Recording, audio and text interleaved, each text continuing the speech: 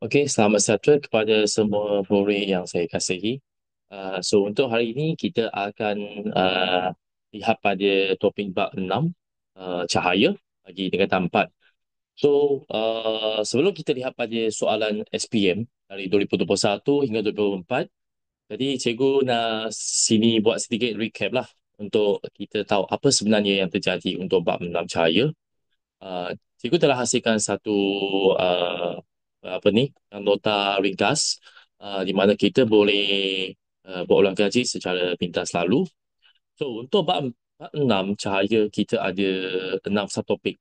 Okay, we have 6 subtopik. So bermula dengan 6.1 pemiasan cahaya, okay, dan diikuti dengan pantulan dalam penuh. Okay, dan kemudian kita ada 6.3 iaitu kanta, okay.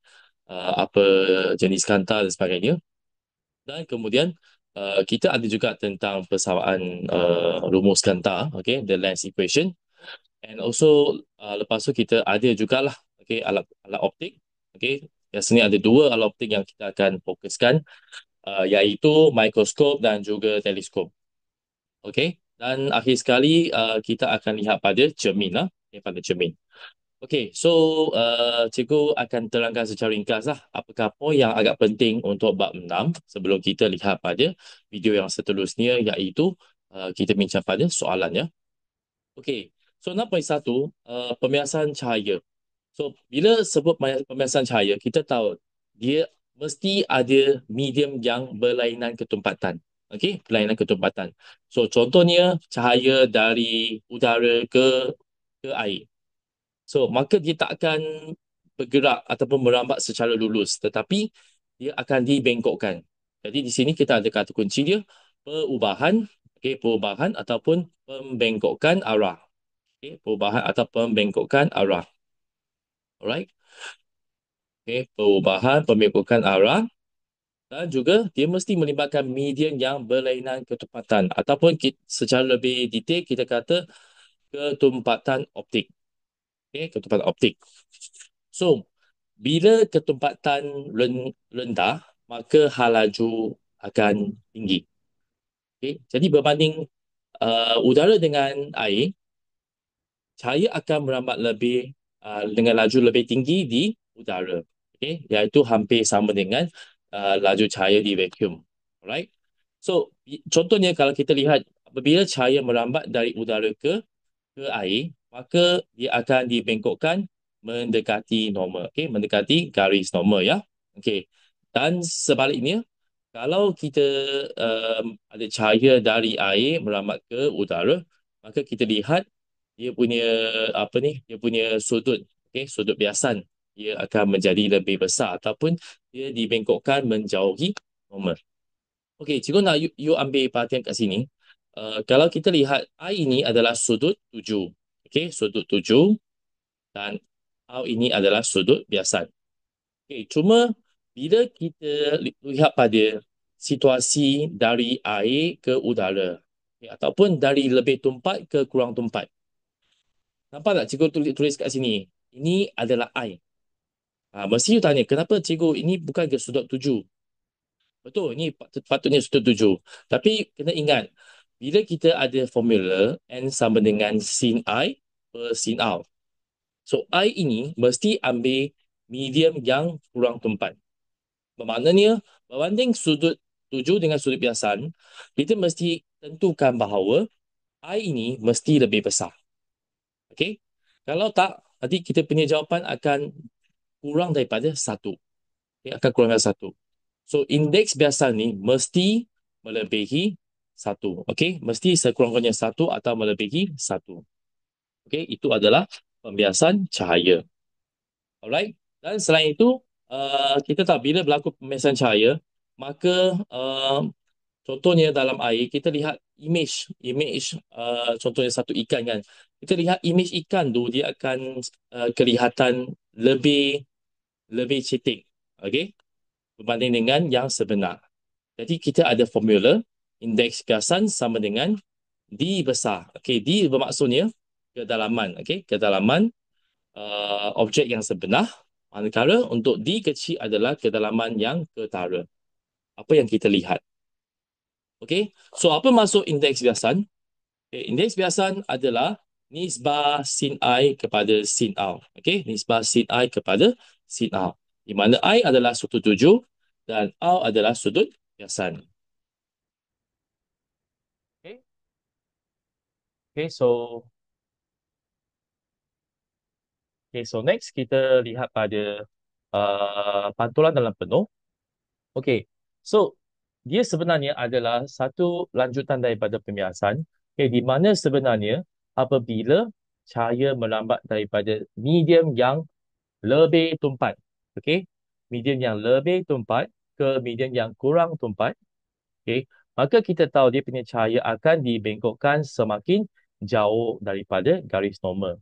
Okay, tetapi okay, dia mesti memenuhi satu syarat, okay, iaitu dia punya sudut tuju mesti melebihi sudut genting. Okay, dia mesti melebihi sudut genting. So, bila dia melebihi sudut genting, maka dia akan berlaku pantulan dalam penuh. Okay, pantulan dalam penuh. Di mana semua cahaya akan dipantulkan sepenuhnya. Jadi, N sama dengan 1/sin C. Okay, di mana C ini sebenarnya adalah sudut tuju. Okay, dan 1 ini sebenarnya adalah sin 90 darjah. Okay, maksudnya bila sudut tuju sama dengan sudut genting, maka sudut biasan adalah 90 darjah. Okay, dia adalah 90 darjah. So, contoh-contoh seperti logam maya, seperti berlian, seperti pelangi. Okay, ini adalah contoh-contoh bagi pantulan dalam penuh. Okey, seterusnya kita lihat pada kanta dengan cermin. Jadi apa beza antara kanta dengan cermin? Okey. So, untuk kanta, okey, cahaya dia boleh tembus. Okey. Contoh saya pancarkan cahaya dari kiri ke kanan. Okey, jadi cahaya lepas dia kena pada kanta, dia akan tembus. Okey, dia akan tembus. Dia akan tembus. Okey, dia akan tembus. Tetapi kalau untuk cermin, bila cahaya kena pada permukaan, dia akan rebound. Okay, dia akan pantul balik. Alright. So, macam mana kita nak tahu dia kanta cekung, kanta cembung, dia punya ciri-ciri. Okay. So, ingat kalau cembung ini, okay, bong macam nak letup kan. So, cembung adalah gemuk. Maksudnya tengah-tengah ini dia gemuk. Okay, tengah-tengah ini dia adalah gemuk. Kalau cekung, K maksudnya kurus. Okay, K adalah kurus. So, di tengah-tengah dia adalah kurus. Okay, dalam bahasa Inggeris, kita panggil concave. Okay, concave bermaksud macam kalau contoh kita tinggal di cave, memang kurus lah, tak makan cukup kan. Okay, alright. Okay, cikgu nak you hanya ingat sahaja satu. Okay, iaitu ingat sahaja cermin cekung. Okay, kita punya astrodisk kan. Okay, kita punya astrodisk kan. Ingat tak? Dia macam cermin cekung. Okay, dia punya bentuk adalah cekung. So, dekat sini kita letak dia receiver. Okay, receiver. Semua signal ini bila daripada langit kan, okay, dia akan menumpu pada satu titik. Lah kita panggil ini sebagai titik fokus. Okay, so you ingat cermin cekung dia adalah menumpu. Okay, menumpu. So bila cermin cekung menumpu, cermin cembung terbalik. Okay, dia adalah mencapar. Maksudnya kelihatannya semua cahaya dia mula daripada satu titik tersebar keluar. Okay, tersebar keluar ya. Okay, so untuk cermin cekung, cermin cembung, okay, macam mana nak tahu ciri-ciri dia? Okay, senang saja. Untuk cermin cembung, okay, dia punya ciri-ciri image sentiasa maya tegak diperkecilkan. Okay, tak kisah you letak mana-mana, kita sentiasa akan ada image yang maya tegak diperkecilkan. Okay, contohnya apa? Contoh kalau you pergi Family Mart, kita ada cermin cembung. Supaya kita boleh mendapat luas pandangan yang lebih luas. Tapi image dia adalah sangat kecil. Okey, sangat kecil. Okey, manakala kalau kita lihat pada kanta, okey, bezanya kanta dia cahaya tembus ke sebelah kanan. Dan kalau tadi kan cermin cekung, okey, cermin cekung dia adalah menumpu kan. Cermin cekung menumpu. So kanta cekung mencapar. Okey, cermin cekung menumpu, kanta cekung mencapar. Okey, cahaya dia akan mencapar keluar. Okey. So, tadi cermin cembung mencapar. Jadi kanta cembung sekarang menumpuk. Okey, kanta cembung menumpuk. So, uh, cermin cembung dengan kanta cekung. Okey, nampak cikgu tulis kat sini ya. Okey, mereka sebenarnya kawan baik tau. Sebab mereka akan menghasilkan ciri-ciri imej yang sama, iaitu mayak, tegak, diperkecilkan. Memang selalu ingat tiga-tiga ni saja. Okey, untuk cermin cembung dan kanta cekung. Okey, tetapi kalau untuk cermin cekung dengan kanta cembung, okey, dia akan menghasilkan imej yang, okey, kalau dia imej dia nyata, nyata maksudnya, okey, contoh untuk cermin kan, cahaya patut dekat sebelah kiri. So, you patut dapat imej kat sini. Kalau imej sama sisi dengan cermin dengan objek, maka dia adalah nyata. Okey. Untuk kanta sepatutnya imej dekat sebelah kanan. Kalau you dapat imej di sebelah kanan, okey, opposite dengan objek, maka you dapat nyata. Okey, kalau dia nyata mesti songsang. Kalau dia maya mesti tegak. Okey, maya mesti tegak. Okey. So, dia punya saiz bergantung kepada jarak. Kalau jarak objek semakin dekat dengan cermin atau kanta, dia punya saiz akan semakin besar. Okey, dia akan semakin besar. Okey, so ini perbezaan antara kanta dengan cermin. Alright. Okey, seterusnya kita lihat pada persamaan rumus kanta. Okey, kita ada kanta cembung dengan kanta cekung. Okey, disebabkan kanta cembung dia menumpuk. So, dia punya power adalah positif. Okey, power adalah positif. Di mana formula power 1/F. 1 per panjang fokus.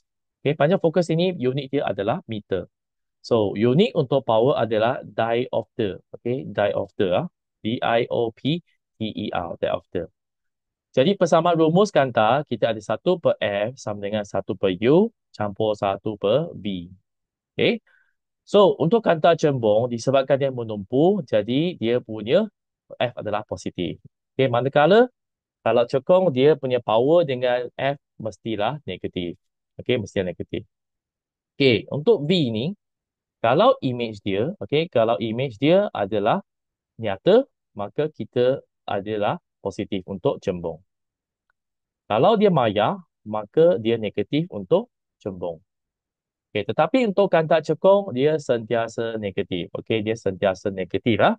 Sentiasa negatif. Sebab dia selalu menghasilkan imej yang maya. Okey. Okey, last sekali kita lihat pada mikroskop dengan teleskop. Okey. Untuk kedua-dua alat optik ni, okey, dia mesti pakai kanta cembung. Okey, dua-dua mesti pakai kanta cembung. Okey. Dan kedua-dua sebenarnya imej yang pertama yang dihasilkan adalah nyata. Okey, imej yang dihasilkan adalah nyata. Dia mesti ada imej pertama yang nyata baru boleh menghasilkan imej yang kedua. Okey, baru boleh menghasilkan imej yang kedua ya. Okey. So, apa beza mikroskop dengan teleskop? Cikgu letak M dengan T ya. Okey. You ingat satu saja. Mikroskop dengan teleskop, kita ada kanta objektif dengan kanta mata. Okey, untuk mikroskop, tujuan kita nak memperbesarkan image. So, kanta objektif mesti power tinggi. Okey. Cikgu ulang mikroskop kita tak tujuannya membesarkan image.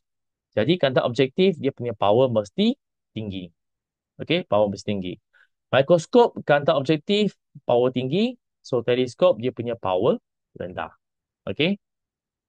Okey, power dia rendah. Ingat, kalau power tinggi, okey, dia punya panjang fokus dia pendek. Okey, panjang fokus dia pendek. Maksudnya kalau power tinggi maksudnya dia sangat tebal lah. Okey, dia sangat tebal. So, kanta objektif untuk teleskop dia adalah nipis. Okey, dia adalah nipis. So, ingat satu sahaja. Jadi, kanta mata terbaliklah. Okey, untuk mikroskop dia punya power dia rendah. Okey, power dia rendah, panjang fokus dia tinggi. Okey, supaya dia akan menghasilkan image yang maya, okey, yang light maya dan juga diperbesarkan. Okey, manakala untuk teleskop, dia punya kanta mata power dia tinggi. Okey, power dia tinggi, panjang fokus dia pendek. Okey, untuk susunan bagi dua-dua kanta, maksudnya jarak antara dua-dua kanta ni, kalau mikroskop dia mesti lebih besar daripada uh, hasil tambah FO dengan FE.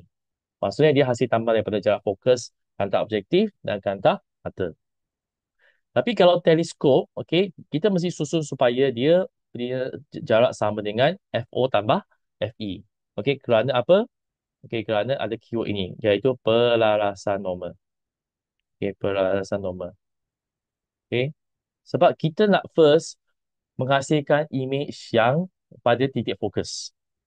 Okey. Bila image pada titik fokus, maka image yang akhir dia akan menjadi infinity. Okey, menjadi infinity ya.